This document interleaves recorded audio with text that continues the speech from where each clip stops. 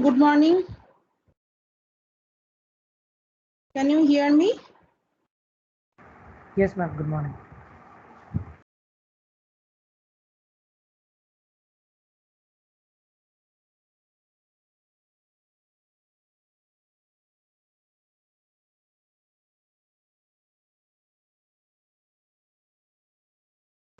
Good morning, ma'am.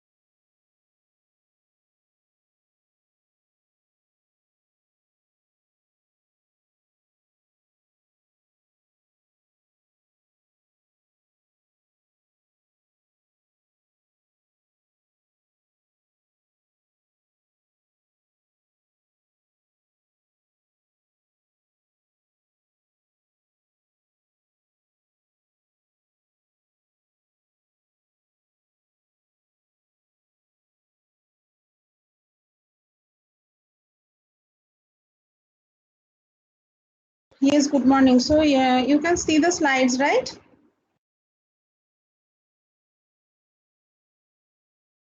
I have not shared this slide yet. Today I think I will go to do that.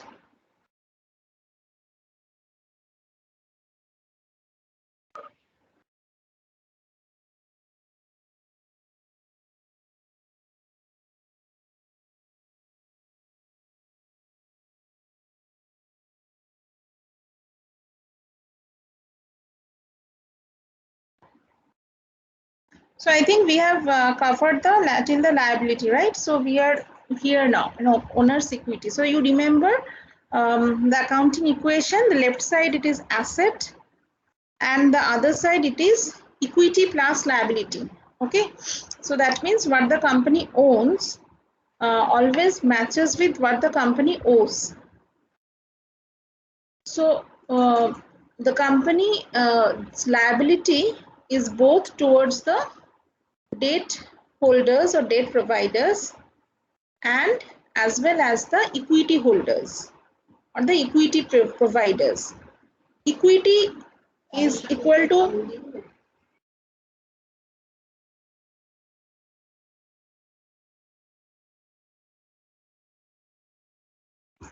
equity means the shares in the business, the equity in the business, the stake in the business, all are same term. Okay, so equity means when we raise the fund from the investors or even the owners when they introduce the fund into the business, that is called equity. And debt means when the company takes loan. So what is the difference between these two? I have already told, but I am repeating once more. Loan does not, debt holders, they do not have any ownership stake in the business. What is their interest? They give loans and they get what is their return? They get interest, and after a certain period of time, they get their money back. But for the equity holders, they give their money. What they get in turn? They get a stake, an ownership stake in the business. What is the return to them? The return are either it is dividend. So dividend, like interest, it is not a fixed regular payment. It depends on the company's policy whether they are going to decide to pay the dividend this year or what will be the rate of dividend, everything. And what is the other? This is the explicit return that the shareholders get by investing their money. What is the other return? That is the when the value of the company or the value of the company increases, then the share price of the company increases. So that is the return, that is the notional return. So when the company runs its operations, it makes profit. So out of the profit, a part of it goes as interest, the rest part. So just again I discussed it in my last class also. So if the company performs very well, that means it is making a very high, it is making a very good amount of profit, same, but the interest is fixed. So who is enjoying the rest profit? The retained earnings after covering all the expenses, what is retained in the business, it is called the retained earnings. So profit after distribution of the after covering all the expenses, what is left, it is called the net profit. Out of this net profit, if you decide to give dividends to your shareholders, that you also do. After that, what is retained in the business, that is called the retained earnings, that is the retained profit. Okay, so the retained profit, so who is going to enjoy that? The owners. So the higher the profit, the higher is the retained earnings, the higher is the value of the company, and it is totally enjoyed by the owners. So debt holders, even they are providing money, they cannot enjoy those retained earnings or the notional increase of the value of the company. Okay, so they only get what is their return, the only fixed amount of interest that they get on the regular basis. Okay, so that is the difference between debt and equity. So now under liability, what comes, we have already discussed. Those are the short-term liabilities, are accounts payable, your short-term loans, these things. And what about the long-term liability? The long-term loans that you that we take from the banks and all, those comes under the long-term liability. Now what comes under owner's equity? See here, it is mentioned shareholders equity, the residual interest in the assets that remain after deducting the liabilities. So this is the net worth of the company. So how we calculate that? That means A equal to L plus C. So what do we mean by this statement? A equal to, that is the asset, L the liability, and E the equity. So the residual interest is the equity, the residual interest in the assets that remain after deducting the liabilities. So if the company is going to dissolve, okay, so who will be the, why it is called the residual interest? Because you are liable to first pay to the debt holders, and next you need to pay to the equity holders. So equity holders always has the residual interest. Now if the company does very well, the residual interest will be very high. If the company is why there is a higher risk when there is a higher debt in the capital structure of the company? Because if the company performs well, then it is fine. With the use of that loan, the use of that lever, you can enjoy a higher amount of profit because the residual interest is of the equity holders only. But if the company does not perform well, already your profit is very low and it is mostly covering the interest.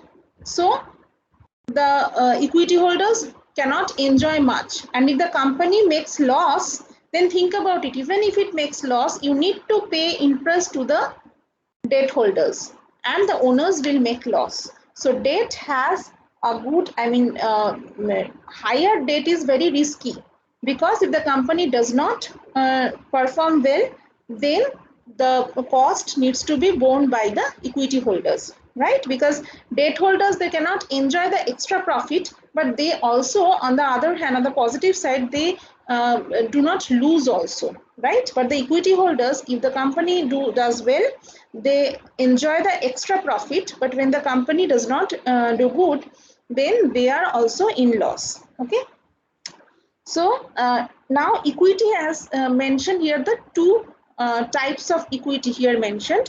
One is contributed capital and one is retained earnings. What do we mean by that? So in the equity side of the balance sheet, if you see, contributed capital means at the time of issuance of share. So when, as an owner, you are introducing capital into the business, or you are taking your capital, the company is getting capital from the investors, right? So it is a contribution of capital happening. So at the time of introduction of capital, it is the contributed capital, right? So it has been it is invested by the owners or investors into the business. Okay, it is not that the company has generated from his operations. Now, retained earnings, this part is the generation of equity from the company's own operations. What does that mean? That when the company starts its operations each and every year, it earns revenue, it deducts all its costs, and what it gets the profit, right? So as I said, out of that profit, it may decide to give it to the equity holders a part, which is called dividend. So whatever is left, it is retained earnings. So where does retained earning go? It goes to the balance sheet. So retained earnings goes to the, so you may feel that retained earnings is the earnings of the business. So why it should go to the liability side of the balance sheet, right? But it goes to the equity side of the balance sheet. Why? Because as I said, business and owners are separate entity, the separate entity concept. Both are not the same entity, right? So the business, either it owns or it owes. So whatever profit the business generate, it owes it to the equity holders because they have contributed capital, you have used that, and you have earned profit for your investors only. Okay, so it is business's liability towards equity holders. So whatever retained earnings are there at the end of the year, it goes to the balance sheet equity side. Okay, so equity has two parts. One is the contributed capital at the time of introduction of capital into the business, and one is retained earnings. That is the end of the year, after deducting all the expenses from the revenue, whatever profit is left, that is called the retained earnings. Retain. You are retaining that part of earnings. You are not distributing it as dividend to the shareholders. Now, why the retained earnings are there? Why it is not shared with the equity holders as dividends? Any idea who has done your previous finance classes, any finance courses? Why we distribute, why dividend company gives dividend, and sometimes why, what they do with the retained earnings, why they don't go for dividend distribution, dividend payment? Hello, ma'am. Anyone? Yes. Ma'am, it's possible that if the company has retained earnings, it has the option to invest more in the expansion of the business itself. So, like Yes. the company always has a choice. So, if the investors are a bit worrisome and the company feels that we want to make the investors more happy, they can go for dividend. But usually in early stages of the company, it's quite preferable to invest more and more in the growth of the business. So retained earnings should be higher in the early stages of company, I believe. So the purpose of thank you, Aditya. The purpose of retained earnings is why you are retaining, you are going to retain the earnings because you are the owner, right? So you can enjoy the, that extra earnings, and you can enjoy, you can take it as dividend and you can enjoy it, right? So why the company decides to retain the earnings? So when the company finds there is a growth opportunity, he can reinvest the earnings that he has generated. So it is always better to use your own fund rather than depending on the outside fund providers, right? So that's why they retain the earnings. So sometimes you will find that a company use dividends. So a company pays dividends. So when I ask you, when I will at the end of the course, I will ask you to do the financial statement analysis. So the dividend, the capital structure, there is no good and bad capital structure. It depends on the company's status. What is the financial health of the company, right? So company is in a position to go for higher risk or not.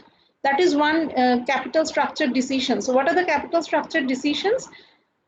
The capital structure means the equity and debt related decisions. Okay, the structure of the capital means either equity capital or debt capital. So what are the two important capital structure decision? One is the balance of the equity and debt in your capital structure. So how much should be there as your equity and how much is there for the debt? So the balance is necessary depending on the health of your company. You are going to decide that whether you should go, when you are deciding to go for fundraising, whether it should be in equity mode or debt mode. So that capital structure discussions we will do later in different class. Another important decision is whether you are going to pay dividend or you will keep the earnings. You will keep the earnings with you. You means the business here, right? Not the owner. So whether you will keep it, whether you are going to keep it as retained earnings or whether you are going to distribute as dividend, that is another important capital structure decision. Okay. So the point is, when you as an analyst are going to interpret the numbers from the balance sheet, you will find that, okay, the company is paying dividend, the company is very good. It may also that yes, the company is generating profit, it is paying dividends to its shareholders, very good. But it may give another signal. The signal is maybe the company is not finding any opportunity to grow. That's why maybe it is not retaining the profit. That's why maybe they are giving it as dividend. So that means always you the one important thing you should appreciate always that when we analyze the company's performance, company's financial performance, we look for two kinds of performance. One is the operating performance and one is the market performance. Now, the market performance always means that the company is listed in the stock exchange and it has some kind of market value. Okay.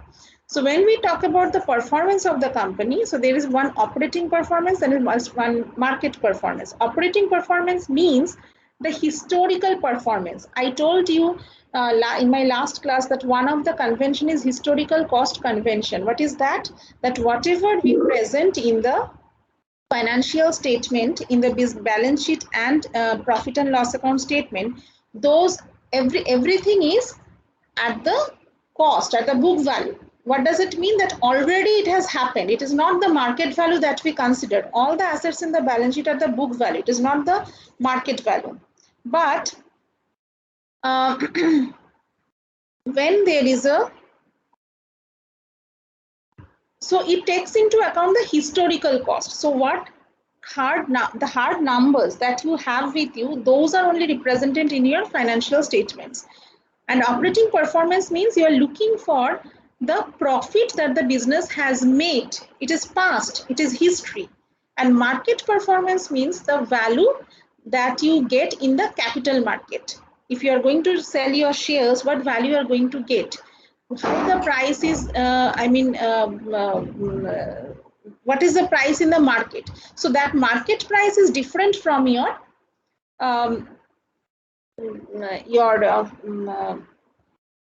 cost of whatever, your earnings and your market price, both are different, right? There are ratios you will find that analysts they generally use to see that whether the company is undervalued or overvalued. The ratios used are price to earnings ratio, price to book ratios. What does it mean? Price to earnings ratios means the numerator is the market price and the denominator is the earnings per earnings. Earnings means the profit. That means the denominator is the actual and the numerator is the perceived value of that particular stock or share or company. In case of P by B ratio, the denominator is the book value of the assets and the numerator is again the market price. So in comparison to the actual earnings or actual book value, how the market price, what is the price of the particular stock in the market, that is represented by P ratio or PB ratio. So if the P ratio is very high, that means even if the earnings is not that much, but the future potential of the business is so high as perceived by the investors that the P by P ratio is coming very high. Okay, because the difference between the P and E is high. That means it is highly valued company. Okay, but similar, so that means what? So the numerator, the price, it is always said that the numerator talks about the future potential of the business and the denominator talks about the history of the business. That now the future potential also is based on how the company is doing in the past. What is the trend of the performance in the past? That is true, but it has something more. It not only considers that what the company, how the company has performed in the past, it also talks about what is the potential of future. So sometimes you'll find that the more the investment opportunity, the more the growth potential, the more is the value of the company. So even if you will find that there are many companies nowadays, I mean, going for even IPO, lot of companies, the unicorns, and they are making losses, but still they are highly valued. So that high value is coming from where? It is coming from the future growth potential of the company, okay, but not from the, I mean, how the company has fared so far, okay. So these retained earnings, not only that distribution of dividend means it is giving a signal that it is company is very good. Maybe the company does not is not finding any growth opportunity. That's why they are paying the dividends. Okay, it has reached a I mean point where there is no further scope to grow, at least for the time being. Yes, Aditya, you want to say something? Ma'am, I have a question. So you Yes. talked about the price to earnings ratio. So in that case, you said that if the price to earnings ratio is very high, so it represents a future growth potential, because we can interpret it one way that the earnings are comparatively less, but the price is high because investors perceive that it will grow much more in future. So that's why the PE ratio is high. But ma'am, isn't it also possible that the company is quite overvalued by majority of the investors? Yes, true. Like, That's why I said that it is not, P/E ratio is not determining whether you have the growth potential. I am telling that the retained earnings, dividend distribution does not always signal that the company is giving us dividends. That means the company is very good. Okay, what is the significance of yes, having higher retained earnings but no dividends or low dividends? That means maybe the company is finding opportunities. So P by ratio, not necessarily whatever the company perceives that is going to happen. It may be overvalued because of number of reasons, right? I'm telling that it is overvalued. That is the point. That means the market is perceiving that the company is, I mean, will do much better than what he is doing currently. So maybe it is why it is called overvalued. Then there might be maybe the company, I mean, how the market perceives it is not true. It is not close to what the company's current status is, right? So that we need to analyze that what are the reasons for that. But it is overvalued. Okay, so that's why I'm telling that what is the reason for that. So dividend distribution does not lead you, does not, I mean, means that you have a, I mean, the company is doing very good or it will do good in future, in coming in future also. Okay, in coming times. Maybe the not giving dividends also is a good signal. Okay, I mean, company has a very good amount of retained profit and it is not giving dividends. That means the future of the company is very good. The organization has recognized the future opportunity. So investors can interpret the numbers in that way also.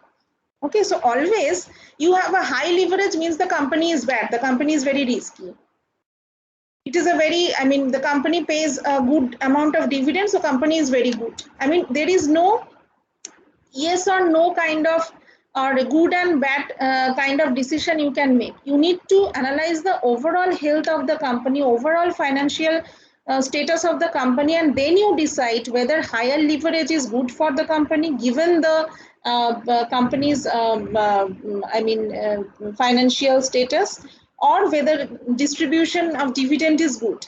Now it may be also that it is always not bad also. Say for example, you will find that for companies who are very new in the market, or the market itself is new, so there is a, I mean, good potential of the companies to grow, right?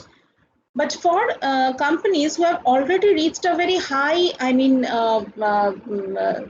they have grown for a long period and they already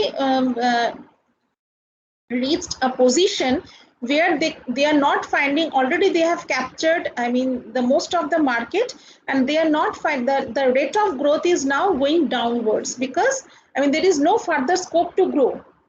So then what they do, it is a already grown company. So what they do, they may think of, since right now they are not finding any opportunity to grow in that line, they can think of distributing their profit as dividend. So that is a good decision. Now what they do, they then to grow they need to diversify, they need to go for some other market, they need to go for some other product. So this diversification gives them the opportunity to grow in another direction. Okay, so then they again think of doing the investments rather than paying the profits as dividends to the shareholders. So it depends. You need to analyze that what is the industry, what is the market, what the company is it that even if there is market, the company is not in a position to capture the market or invest further, or they are not doing their operations properly. Okay, they do not have the potential even if there is a market. So those analysis you need to do. And what is the status of their competitors, what is the status of the their capability, all these things you need to analyze. I mean, the numbers are the hard numbers, but what are the reasons behind that? The company analysis will guide you to do that. Okay, so just looking at the balance sheet, we have now are clear about what are the two sides. One is assets, long-term assets, short-term assets. What do we mean by short-term assets? What do we mean by long-term assets? In the liability, what is short-term liability or current liability? Now see, current liability, short-term liability, same. Current assets, short-term assets, same. Few things we have discussed, just I want to revise it once more. Debtors, receivables, same. Debtors means, receivables means what we are yet to collect from our customers. So this is called the accounts receivable, and this is also called debtors. What we are yet to pay the suppliers, that is called payables. They are also called creditors. Okay, so our customers are our debtors from whom we are going to collect money. Our suppliers are the creditors to whom we are going to pay, okay, which we have not yet paid, and for debtors which we have not yet collected. Bad debt we have discussed, that the collection will not happen, those are the bad debts. So we deduct the bad debts from the debtors. Okay, what is provision for bad debt? When we provide a part of our profit as an expense, thinking that it may not convert it to debt, it may not convert it to collection. So we think that if there are A, B, C, D, E debtors, so a percentage of it we will not be able to collect it. So we provide for that. Okay, that is called the provision for bad debt. Now provision for bad debt and bad debt reserves, similar term. Okay, so these terms I am using because you may be confused. Again, revenues, sales, similar term. Profit, earnings, income, those are same. Okay, so just remember that for whoever is new in this course, new in finance, so for them I've just repeated the terms. Okay, so what are the concepts we have learned so far? The matching concept, that the earnings or the revenue of a particular year should be matched with the expenses of that particular year. That is a matching concept. The historical cost concept, that all the items in the balance sheet are shown at its historical cost, not at its market price. What is the another? That is the conservatism principle or principle of prudence. What does that mean? That means that when the provision for bad debt comes from that conservatism principle. What does it mean? That when we recognize when we think that there may be a loss, there may be a cost involved, we have to record it, we have to consider it, we have to calculate it, and we have to record it in our financial statements. That is mandatory. Why? Because whenever there is a chances of loss, we should disclose it to our investors. That is called the principle of conservatism. Your accounts should be very, very conservative. A minimum chance of loss you should not overlook, and you have to show to your investors. You have to disclose it. So from principle of prudence or conservatism, the provision for bad debt is such a kind of item. Since there is a chance of loss you have identified, you need to record it and you need to present it to your investors. But if you think that there is a chance of gain, you should not, you can give it as a separate note. You can present it as an additional disclosure, but it will never come in your financial statements and you cannot recognize it as your earnings calculation. You cannot consider it in your earnings or profit calculation and anticipated gain. So anticipated loss always considered in calculation of profit or loss, but anticipated gain never gets considered. So this comes from the principle of prudence or conservatism principle. Okay. Okay. So you will find I showed you one annual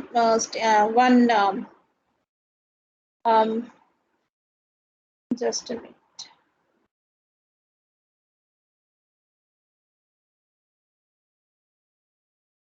As a few of you, I think are putting some questions. So if you think that if I answer at the end of the class, then it will be okay. Then you put it in in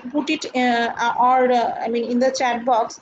Or otherwise, if you want the answer right now, you can ask me right now by raising your hand. Okay, because I cannot see the questions and I cannot take the class together. Okay, the questions I will read and I will answer later on.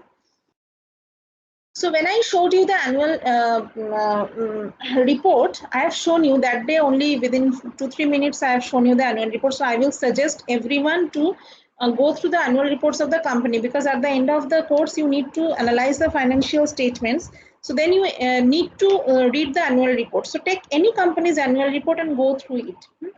So there you have found that there is one statement apart from your cash flow, apart from your balance sheet and profit and loss account or income statement. Just right after income statement, you have find the shareholders statement of shareholders equity. Okay, so what is that? Now another important point is dividend is not an expense. Okay, so when you just think about an income statement, I will discuss the income statement in my next classes. So income statement, what it starts with? The revenue, and then all the expenses we deduct, and what we get is the profit, right? So consider it as net profit. So what are the breakups of profit and expenses that I will discuss later? So net profit is the net earnings that the company makes after deducting all the expenses from the sales. Okay, now this net profit is inclusive of dividend. So this net profit, either you can retain the 100% of it, or you can distribute the dividend. 100% of it can be distributed as dividend, or it can be a certain percentage you are keeping as retained earnings and a certain percentage are distributing as dividend. So what the statement of shareholders equity does, it actually considers the beginning balance of the retained earnings, how much you are paying as dividend, and what is the ending balance of the retained earnings. That actually the shareholders equity, the statement of shareholders equity, that provides. Okay, so retained earnings is a measure of undistributed profits of a business. It does not include the contributed capital. So retained earnings itself means earnings means profit, and retained means the retained part of the profit. Retained earnings, how we do that? Cumulative sum of profits earned from the inception of business minus cumulative sum of all dividends distributed to the owners from the inception of business. Just think about your balance sheet asset, say machinery. How it is shown in your balance sheet? Balance sheet is the status of the company, the position of the company. It is the cumulative picture of the company. It is not for a particular year. It is as on the last date of the financial year, and it reflects the all the expenses, all the costs, and all the from the inception of the business, whatever is there, you can see it in the balance sheet. Think about machinery. I discussed it elaborately, that your machinery original cost you can get to see in the balance sheet, and from there the depreciations each year which you are deducting, that is also shown in the balance sheet. So first year, if the balance sheet, if the asset amount is 1 lakh, and every year you take depreciation as 10,000, so your first year the asset amount is 1 lakh and depreciation is minus 10,000, it will be shown. So you will find that, okay, at the end of first year, the value remains is 90,000. But each year, both the 1 lakh and the depreciation will be shown in the balance sheet. So balance sheet gives a cumulative picture. So in the next year, what will be shown? Again, the 1 lakh original cost will be shown. And 10,000, this year 10,000 plus last year's 10,000 depreciation, the 20,000 total depreciation also will be shown, and it will be presented as accumulated depreciation. The accumulated depreciation term will be there in the balance sheet. If you go to the balance sheet, you will find the term accumulated depreciation. So at the end of 10 years, you will find the original cost of the asset still remains and the accumulated depreciation. So 1 lakh minus accumulated depreciation 1 lakh, the value is 0 that you are going to calculate. But both the original cost and the accumulated expenses will be shown in the balance sheet. Similarly, for retained earnings, whatever earnings in the first year you have generated, that will be there, and whatever you are distributing as dividend, the accumulation of that also will be there, and the end result you will find it that this is the current retained earnings in the business. So out of the retained earnings, all the dividends has been distributed over the years, and the left out is the current retained earnings. Okay. So how does retained earnings change over a period of time? It is the beginning balance is retained earnings. It is last year retained earnings. Add net income. Now these years you have generated some income, add it to that. So last year there was some retained earnings. This year I have generated profit. So this is the total. Now from that, subtract this year's dividend. What remains is this year's the ending balance of the retained earnings. So this way the retained earnings are presented. Okay. So just look at this slide. The accounting equation can highlight the link between the income statement and the balance sheet. Now, when we talk about the financial statements, I discussed there are three financial statements. One is income statement, one is balance sheet, and one is cash flow statement. Okay. Now, the income statement and balance sheet, they complement each other. Without the income statement, you cannot make a balance sheet. But the cash flow statement you can make. It is a completely separate statement. It is a distinct statement which has no connection with profit and loss account and balance sheet. Yes, it has a connection. It is a checkpoint. How it is that I will discuss later. But without income statement, without cash flow statement, you can prepare income statement or balance sheet. But without income statement, you cannot prepare balance sheet. Why? Can you answer? Anyone? Why we cannot? Why these two are complementary? Why one complements the other? Why the balance sheet equation, the balance sheet asset and liability side will not match without having the input from the income statement? Why so? Who wants to answer? I don't want the answer from Aditya because Aditya has answered before also.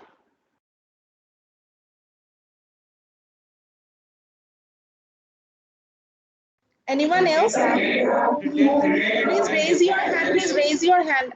Otherwise, I mean, there will be overlapping voices.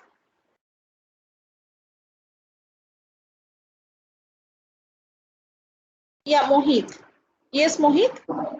Retained earning and depreciation will affect the balance sheet. Yes. So that means when, I mean, without that, so far I have discussed again and again the retained earnings. So where from the retained earnings is coming? You are going to add this year's net income, right?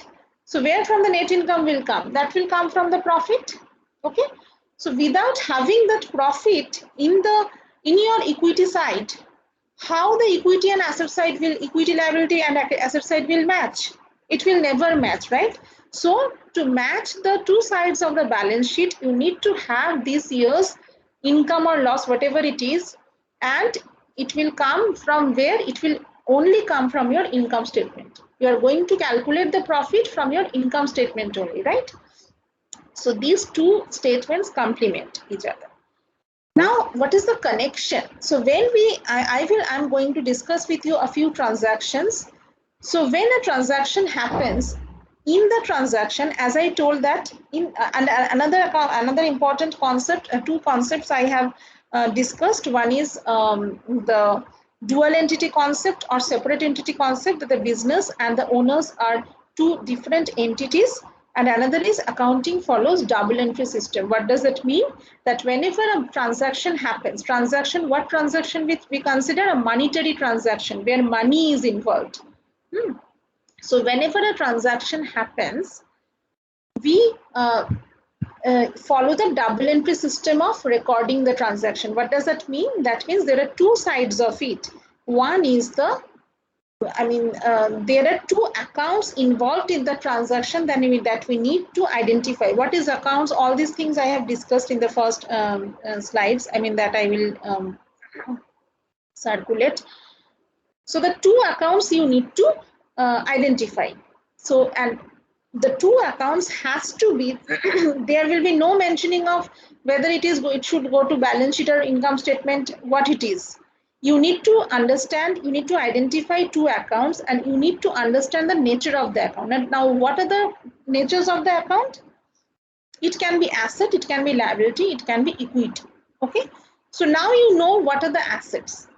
You can identify that, yes, these are the assets. You know what are the liabilities. You can identify it easily, whether it is payables, whether it is what it is called, it is a loan.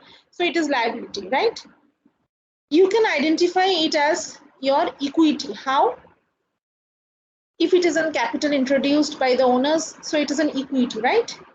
But if it is an expense and income, so how, where you are going to consider it in your income statement, right? Now, how this expense and income is going to, because I said that whenever a transaction happens, the accounting equation matches. So what is the accounting equation? A equal to L plus E. So A, L, E, in these three terms, there is no mentioning of expenses or sales, right? Or revenues. But there are few items you have identified which are not asset, not liability, not equity. So they are revenues and expenses. So how these particular accounts are going to affect the accounting equation? So now this is the breakup of the equity. So see, A equal to L plus E.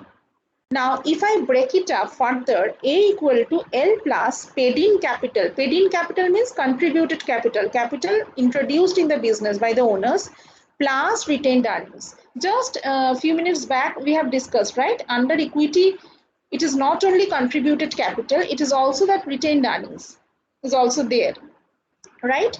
So if I break the shareholders equity into two parts, one is the paid in capital, one is the retained income, retained earnings. Okay, now what is this retained earnings? This retained earnings, now go to A equal to L plus paid in capital plus retained earnings has further, we have break it. We have broken it into two parts: revenues minus expenses. So think about it. Retained earnings is what? Retained earnings is profit, right? A profit which is retained, which is not distributed as dividend. So that means it is a source is profit. So what is profit? Profit is nothing but revenues minus expenses. So in a transaction, when you are going to identify that this account is my revenue account, this account is my expense account. So that means this account is going to affect your profit. That means it is going to affect your retained earnings. That means it is going to affect your equity. Okay. So revenues and expenses has direct relation with equity. So whenever you are going to analyze a transaction, you need to understand again what are the four accounts. Just remember, the four accounts are REAL. If you just remember real, so there are four accounts REAL. One is revenue in nature, one is expense in nature, one is asset in nature, one is liability in nature. Okay. So if it is revenue in nature, where it will go? Which side of the accounting equation will go? Equity side. If it is expense in nature, which side of the accounting equation it is going to affect? Equity side. If it is liability in nature, the liability side. If it is an asset in nature, the asset side. Okay, so A equal to L plus E. So there will be no transaction which is not going to affect this accounting equation. And that's why your balance sheet will and since your accounting equation with each transfer, each transaction, the accounting equation will match because it is double entry system. Your balance sheet has to match because balance sheet either has asset side, either has liability equity side. Okay.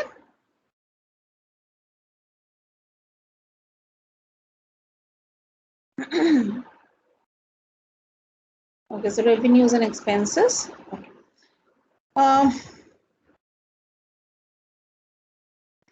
Now, there are few, discussions on understanding where you have understood, what do we mean by, there are a few examples. Say your plant manager hears of a good deal on an important raw material and decides to buy a lot of it. Okay, whether it is good or bad. I mean, these few small questions are there just to understand that, whether you, so far, whatever understanding you have developed, what you can, what will be your answer? Okay, whether it is good or bad, what logic you can put? Who wants to answer?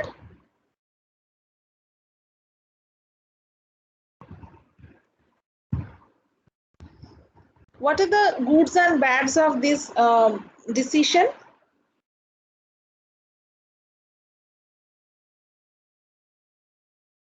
Yes, Anyam? The goods are that we will get. What are the accounts that are going to be affected? That is going to help you in understanding that whether it is good or bad. Okay. Okay. So the our daily capital which we are having, that will be affected because we will be investing more on raw materials Mm-hmm. without planning, because we haven't actually planned before to buy this raw material, and suddenly we got this deal. So this is going to affect the capital. But the goods are that we will be making a good profit afterwards. So managing the capital uh, will be a difficulty, but on a long run, it's a good thing. So But when you are there saying that managing the also manage. the will be the raw materials storage area where to keep that raw materials, and handling the raw materials, maintaining the raw materials for a longer time, like keeping them safe, whatever the type of raw material mentioning. I'm not like, if the raw material is of food type, so it should not get perish. So that will be also a greater challenge on a long run. Yeah, so when you have mentioned the point there will be a difficulty in managing the capital, right? Yes, ma'am. So what this capital is called? Any idea? When you are saying there is a difficulty in managing the capital, so what capital it is? What do you mean by the capital here? Yes, wait. Actually, If not Sanyam, anyone else can also answer if you want to.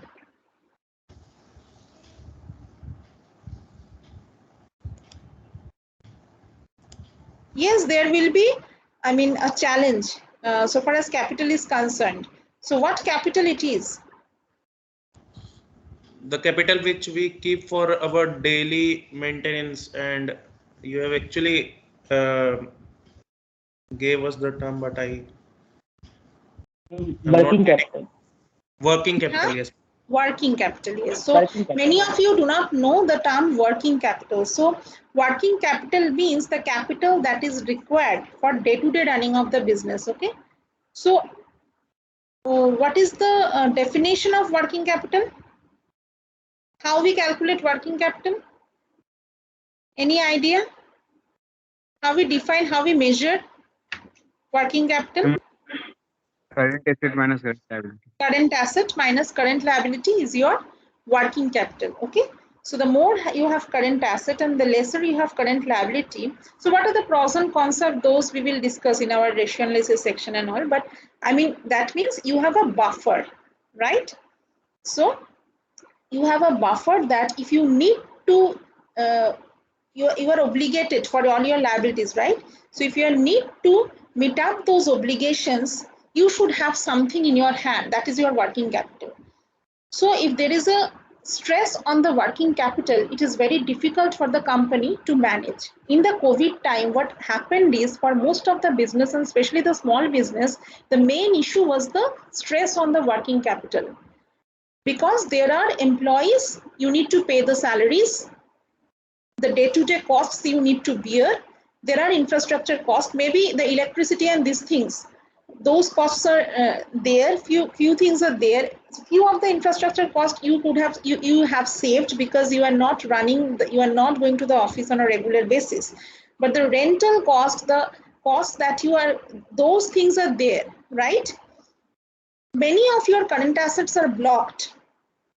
So you need some amount of cash holding because you are not generating revenue. The cash is not coming into the business, but the day-to-day spending you need to meet up. You need to meet up those obligations. Day-to-day spending you need to make. So the more the company has that buffer, or that, say for example, one of the main source of current asset is cash, right? So the more you have cash, the more you have that buffer, the more is the more you can afford to spend the time without generating revenue, right? So working capital is very important for day-to-day running of the business. So here definitely what is the objective of the plant manager here, that I am going to get a very good, either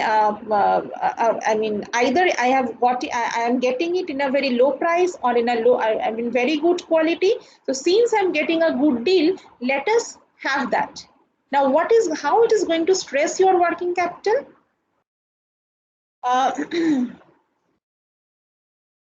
Accounts payable increases. So when you have not yet got the orders for selling the materials, you have not, only in anticipation of having the future sales, you are getting a good deal of materials, you are buying.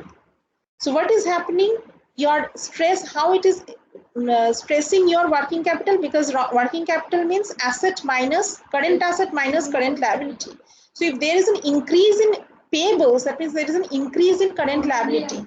So your working capital is under stress, right? Cash decreases if you are paying it in cash. If you are paying for the raw material in credit, then your payable increases. If you are paying it in cash, your cash decreases. And now you need some places to keep it. So your warehouse cost increases.